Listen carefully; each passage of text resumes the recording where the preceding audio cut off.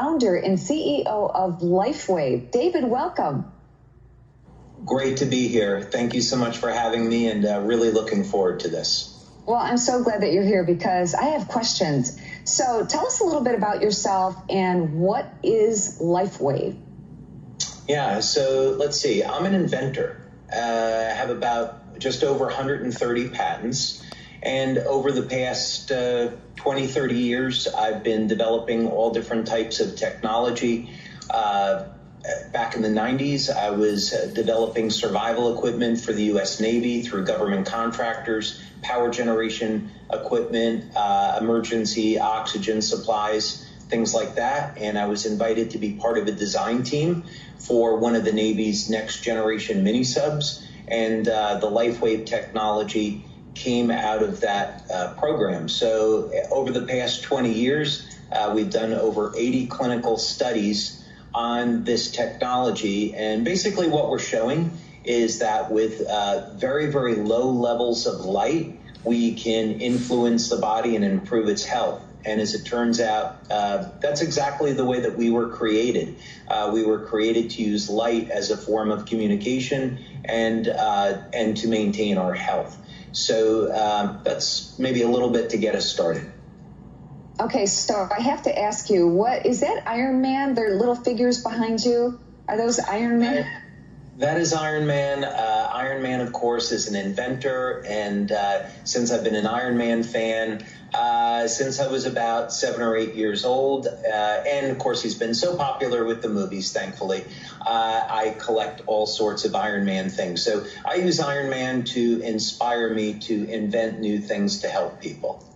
I love it. Now, in all transparency, I have tried Lifewave. Both Ted and I have, and we love it. And I wanted to get you on to talk a little bit more about it and to encourage other people if they haven't tried it before.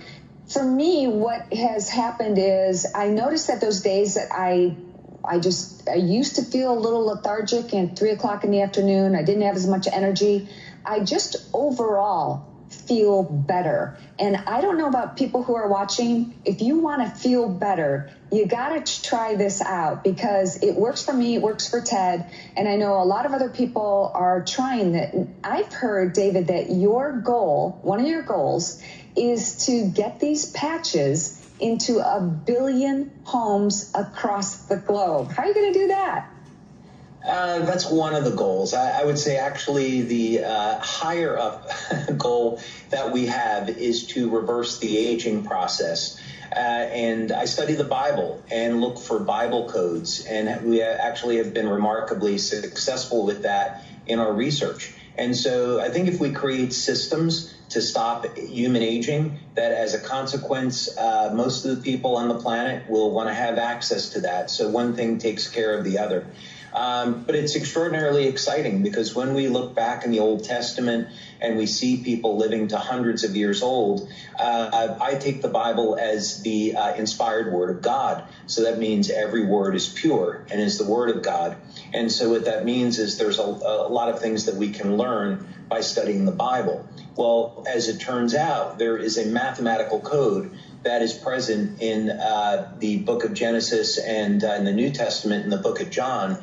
And I found these same codes in living systems like lobsters and ants, and that these codes essentially convert over into wavelengths of light that are responsible for regenerating the cell and improving overall energy and health and resetting the genetic code. So it turns out that the Bible is factually true.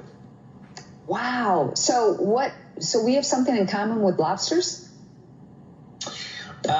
Yes, in a way. So lobsters, not only do they not age, but they actually get stronger as they age.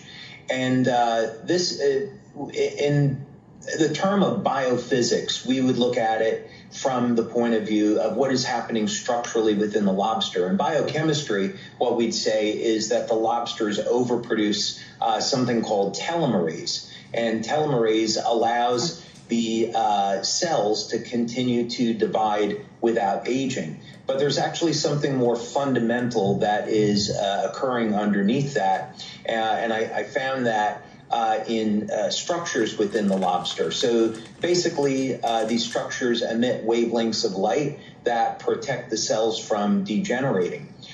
This does not normally happen in human beings, although I suspect thousands of years ago that it did.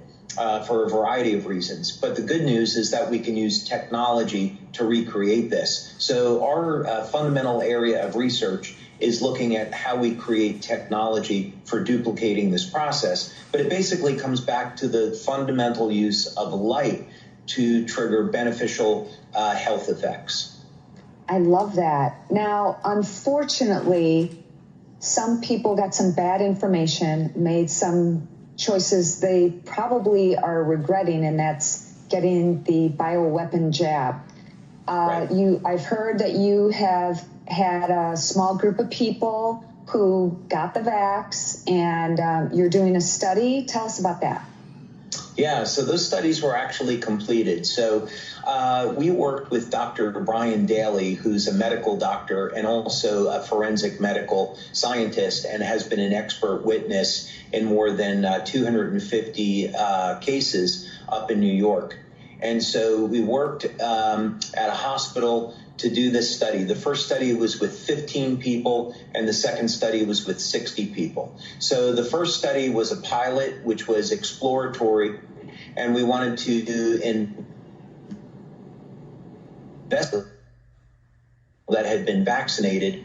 And unfortunately, what we found was that with the mRNA vaccine, 4 months after being vaccinated once, there were elevated levels of inflammation, elevated levels of fibrinogen, elevated white blood cell count, and most alarmingly, there was a mutation in the white blood cells. They actually formed horns and a tail in some cases. So in biology, we would say that the shape of cells would define its function.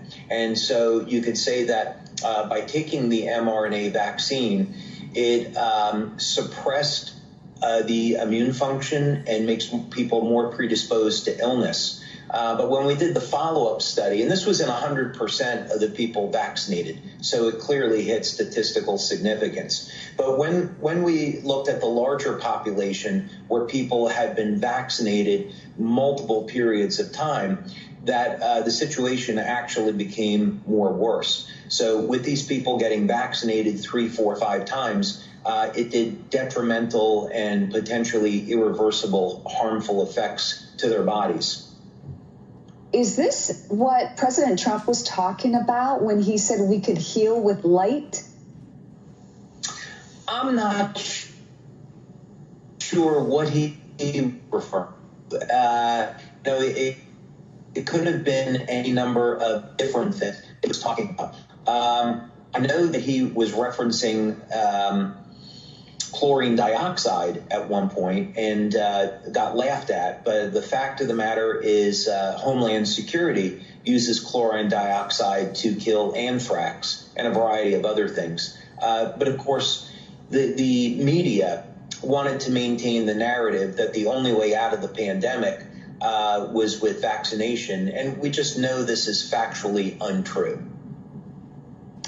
Well, David, thank you so much for joining me. I really appreciate you taking time out of your busy